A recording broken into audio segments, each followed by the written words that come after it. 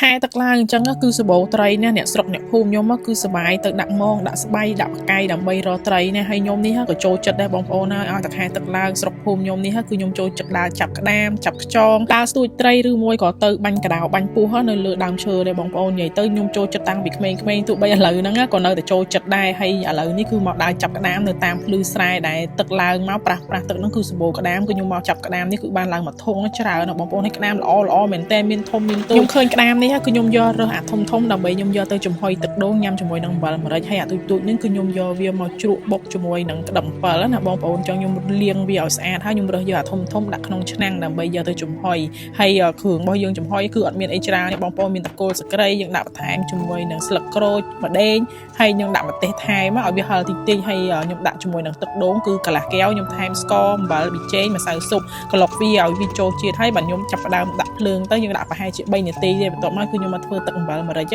អំបិលម្រេចនេះគឺខ្ញុំមានស្រាប់បងប្អូនអញ្ចឹងខ្ញុំច្រាំតែខ្ទឹមមួយម្ទេសដាក់ថែមខ្ញុំបន្ថែមទឹកដោះគោមកស្លាបព្រាធ្វើឲ្យទឹកអំបិលម្រេចយើងគឺកាន់តែឆ្ងាញ់វាឈ្ងុយបងប្អូនអញ្ចឹងបងប្អូនចង់ធ្វើទឹកអំបិលម្រេចឲ្យឆ្ងាញ់កុំភ្លេចថែមទឹកដោះគោខាប់ហើយខ្ញុំដាក់ចូលគ្នារួចរាល់ហើយខ្ញុំបន្ថែមក្រូច2ផ្លែចូលអូយធ្វើតែមួយផ្លែនេះគឺបានញ៉ាំហើយបងប្អូនក្តាមដែលយើងចំហុយទឹកដូងនេះគ្រាន់តែបើកឆ្នាំងឡើងណាអូយឡើងឈ្ងុយពេញផ្ទះបាយហ្មងហើយខ្ញុំចំហុយនេះគឺតែ3នាទីទៅ5នាទីកុំឲ្យវាឆ្អិនខ្លាំងពេកវាខ្សោះអស់ជាតិហ្នឹងយើងចំហុយតែមួយផ្លែគឺបានទេពី3ទៅ5នាទីគឺល្មមឆ្ងាញ់ហើយក្តាមរបស់យើងវិញបកចេញមកគឺសុទ្ធតែខ្លាញ់ធាត់ណាបងប្អូនហើយគឺសុទ្ធតែសាច់ហ្មងខ្ញុំឃើញក្តាមនេះគឺទ្រាំអត់បានទេគ្រាន់តែឆ្អិនភ្លាមគឺខ្ញុំបកមកភ្លក់មុនគេអូយនិយាយថា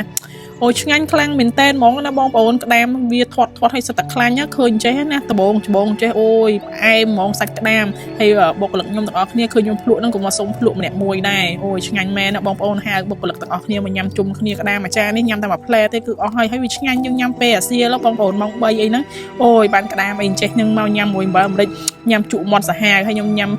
ក្តាមចំហុយនេះរួចហើយខ្ញុំក៏មកចាប់ផ្ដើមធ្វើក្តាមជ្រក់ម្ដងណាបងប្អូនគឺយកអាទូចហ្នឹងគឺយើងយកមកលាងសម្អាតវាដាក់តកឲ្យវាងាប់ហើយយើងចាប់ផ្ដើមបេះលាងវាឲ្យស្អាតខ្ញុំមកចាប់ផ្ដើមហ្នឹងគឺយើងបុកក្តាប់អំបិលជាមួយនឹងខ្ទឹមម្ទេសឲ្យវារៀងម៉ត់ហើយខ្ញុំដាក់ស្ករមួយចានចង្កឹះថែមម្សៅស៊ុបមួយស្លាបព្រាប៊ីចេងកន្លះស្លាបព្រាគឺកន្លះស្លាបព្រាកាហ្វេណាបងប្អូនហើយយើងបុកវាឲ្យរៀងម៉ត់បន្តិចក្តាប់អំបិលរបស់យើងចាំខ្ញុំបន្ថែមហ្នឹងគឺដាក់ទឹកត្រីថែមមួយចានចង្កឹះទៀតតែប៉ុណ្្នឹងទេអូនិយាយពីថាក្តាមជ្រក់តំណងឆ្ងាញ់ខ្លាំងហ្មងនៅពេលដែលយើងជ្រក់ជាមួយនឹងក្តាប់អំបិលហ្នឹងបងប្អូនគាត់ខ្ញុំកោនិយាយពីថាឈ្ងុយទ្រាំអត់ចង់បានទេបងប្អូនឡើងលេបទឹកមាត់ហ្មងណាប៉ុន្តែពេលដែលខ្ញុំជ្រក់វាហើយខ្ញុំផ្អាប់វាទុកកន្លះម៉ោងដាក់ចូលក្នុងទូទឹកកកឲ្យវាត្រជាក់ហើយកន្លះម៉ោងក្រោយវាចូលជាតិល្អយកមកញ៉ាំជាមួយនឹងបាយក្តាំងដែលបំពងស្រួយអូយឆ្ងាញ់ណាបងប្អូនខ្ញុំនិយាយមែនក្តាមអាថានេះខ្ញុំសឹងតែញ៉ាំអស់និយាយពីថាសាច់វាគឺឡើងផ្អែមហើយសិតតែខ្លាញ់ហ្មងហើយក្តាមដែលខ្ញុំយកមកជ្រក់នេះគឺក្តាមតូចសាច់វារៀងកន្លែងសាច់វាគឺវាទន់វាអត់សូវរឹងហើយខ្ញុំញ៉ាំអូយឆ្ងាញ់ណាបងប្អូនចឹងមិនឃើញបងប្អូនញ៉ាំក្តាមជ្រក់ជាមួយនឹងក្តាប់អំបិលនេះណាឥឡូវបានញ៉ាំហើយបងប្អូនហើយឆ្ងាញ់ពិតមែនហើយបងប្អូនដែលចង់ញ៉ាំធ្វើតាមទៅឥឡូវហ្នឹងគឺខែក្តាមសបោបើទិញនៅផ្សារ1គីឡូតែ3000 4000នេះជ្រក់ញ៉ាំអញ្ចឹងឆ្ងាញ់ជាងយើងជ្រក់ទឹកត្រីទៀតពេលដែលយើងជ្រក់ជាមួយនឹងក្តាប់អំបិលហើយតាន់ខែហ្នឹងសបោក្តាប់អំបិលញ៉ាំឆ្ងាញ់ណាបងប្អូនអាក្តាប់អំបិលទូចយើងញ៉ាំទៅគឺអត់ចត់ដូចអំបិលធំមេពេលដែលមានគ្រាប់វាចត់អញ្ចឹងយើងយកក្តាប់អំបិលទូចហ្នឹងបុកអូយឆ្ងាញ់សាហាវហ្មងកុំភ្លេចឲ្យធ្វើសាកទាំងអស់គ្នាបងប្អូន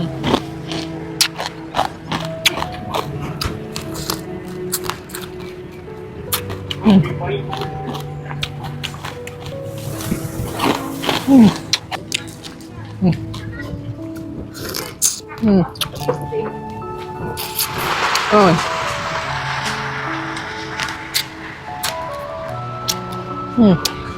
អូយឆ្ងាញ់ពិតបងប្អូនសាក់ធ្វើតាមតោះជក់មាត់ហ្មង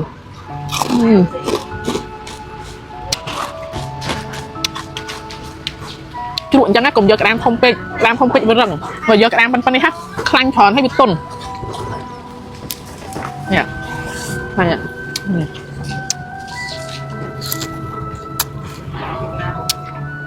អូយ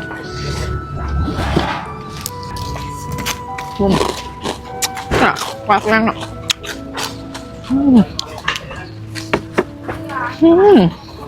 từ chích nha mày